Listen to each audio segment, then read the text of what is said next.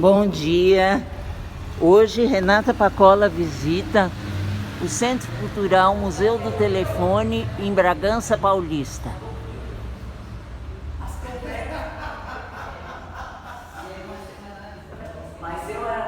Falar, interpretar, ler, escrever, aprender, rir, gesticular, acreditar, criar, expor e compor são alguns dos nossos atos comunicativos cotidianos.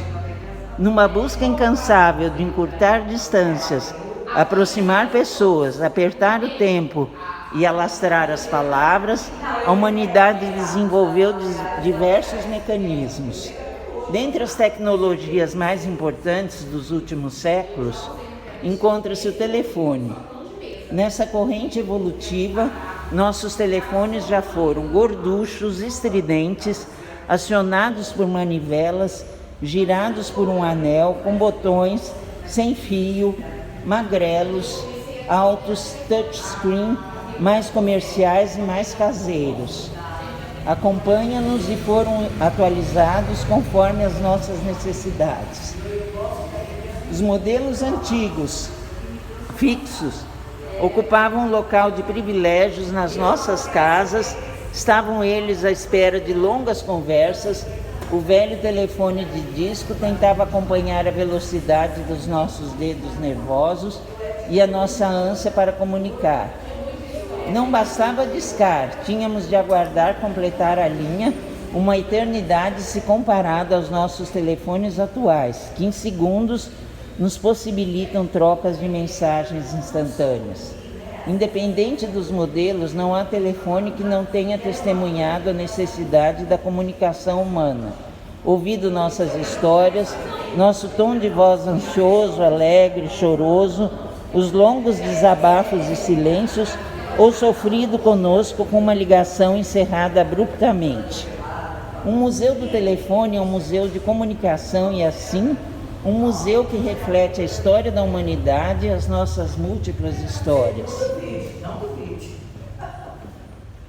Aqui minhas amigas, Ana Maria Zup e Marise. Boa tarde.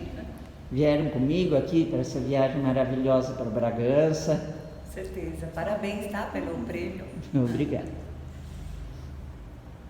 O princípio da transmissão do som surgiu no século XVII e é atribuído ao físico inglês Robert Hooke, que sugeriu a funcionalidade de um fio esticado para transmitir sons. Ao emitir sons, as cordas vocais liberam vibrações no ar, que são chamadas de ondas sonoras. A invenção do telefone teria ocorrido de maneira acidental para aperfeiçoar as transmissões do telégrafo. Outros tentaram, mas foi o norte-americano Alexander Graham Bell o primeiro a utilizar a eletricidade para conduzir a voz humana pelo dispositivo denominado telefone em junho de 1875.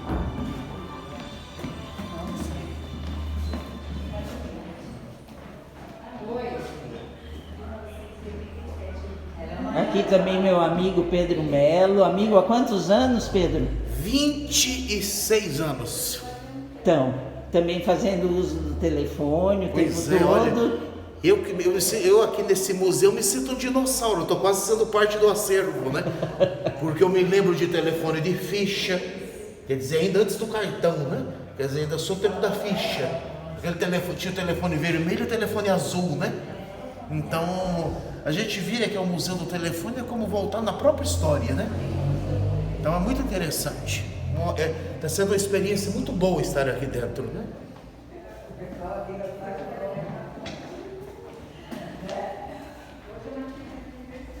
No dia 25 de junho de 1876, Graham Bell estava expondo seu invento em um simples estande na exposição do primeiro centenário da Grande República dos Estados Unidos, na Filadélfia, quando encontrou com Dom Pedro II. Espantado, Dom Pedro II falou a famosa frase que entrou para a história: "Meu Deus, isto fala." O primeiro telefone chegou ao Brasil em 1877, um ano após sua invenção. Apesar de chegar ao país tão cedo, a evolução foi sempre muito lenta e 30 anos após a instalação da primeira estação telefônica no Brasil, o país contava apenas com 15.028 aparelhos instalados, sendo 9.313 deles na região sudeste. No dia 15 de novembro de 1879, Dom Pedro II outorgava a primeira concessão para a exploração dos serviços telefônicos no Brasil. A CRTB, por exemplo, foi fundada em 1896. A primeira grande empresa a operar telefonia no Brasil foi a Rio de Janeiro and São Paulo Telephone Company, em 1916, subsidiária canadense. Mais tarde, no ano de 1923, esta empresa passou a denominar-se Companhia Telefônica Brasileira, CTB. Nos anos 50, houve uma grande expansão da telefonia. O cinema foi um forte incentivador para a aquisição de aparelhos que apareciam nos telões, sendo utilizados por celebridades, tornando-se objeto de desejo.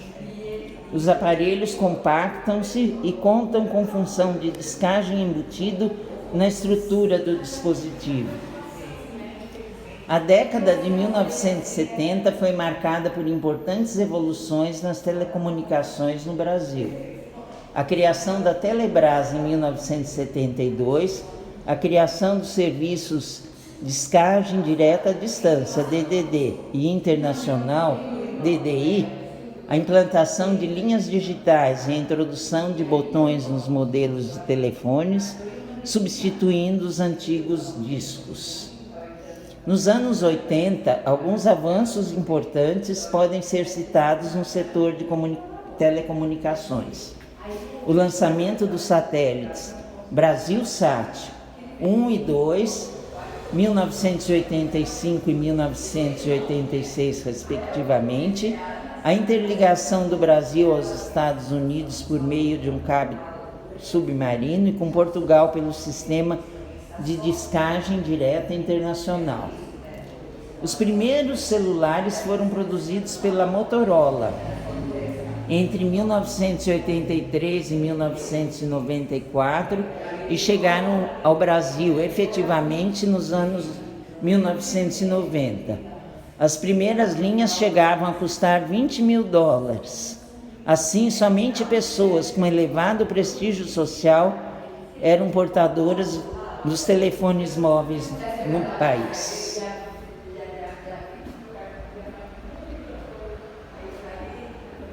No Brasil, os aparelhos celulares eram inicialmente utilizados por adultos, possuíam tamanhos grandes, eram caros e apenas a classe alta tinha acesso.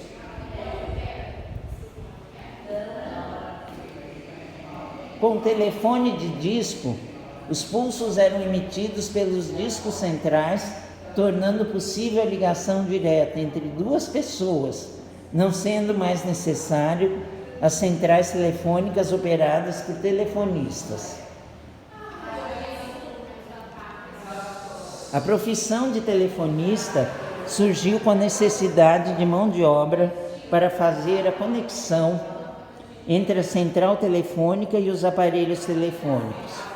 No início, o trabalho era feito apenas por homens, mas logo o trabalho passou a ser feito somente por mulheres, devido ao tom de voz mais suave e compreensível. A vaga era muito cobiçada, pois permitia a tão cobiçada independência financeira às mulheres. Somente moças jovens e solteiras eram contratadas. Quando elas casavam, automaticamente eram dispensadas, abrindo espaço para uma nova vaga. Nos anúncios de emprego da época, eram contratadas somente moças com idades entre 18 a 30 anos. As telefonistas precisavam fazer as 4 operações: saber ler e escrever português, Também havia oportunidade para telefonistas internacionais, onde o pré-requisito era ler, falar e escrever em inglês e português.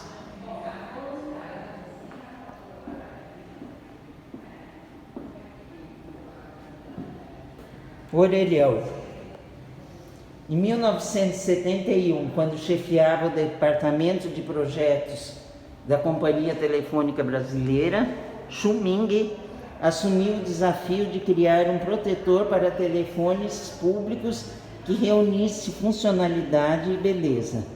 A partir da forma do ovo, simples e acusticamente e melhor, segundo a arquiteta, foi desenvolvido o orelhão. As cidades do Rio de Janeiro e São Paulo receberam os primeiros telefones públicos com os novos protetores, nos dias 20 e 25 de janeiro, respectivamente, daquele mesmo ano. Aqui as fichas telefônicas.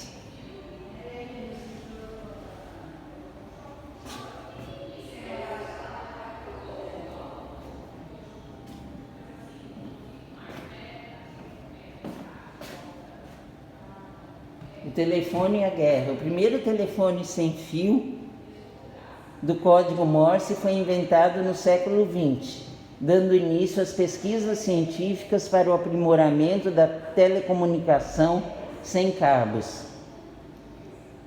Na Primeira Guerra Mundial foram utilizados os telefones de campo com comunicação sem fio, com o objetivo de monitoramento militar, porém os aparelhos eram pesados, volumosos e com a rede instável. Na Segunda Guerra Mundial, o telefone de campanha foi aprimorado, conseguindo alcançar até 8 quilômetros de distância, e seu peso também diminuiu. Na mesma época, iniciou a produção dos rádios AM portáteis, sendo considerados os primeiros walkie-talkie, pesando 11 quilos e com alcance de 8 quilômetros.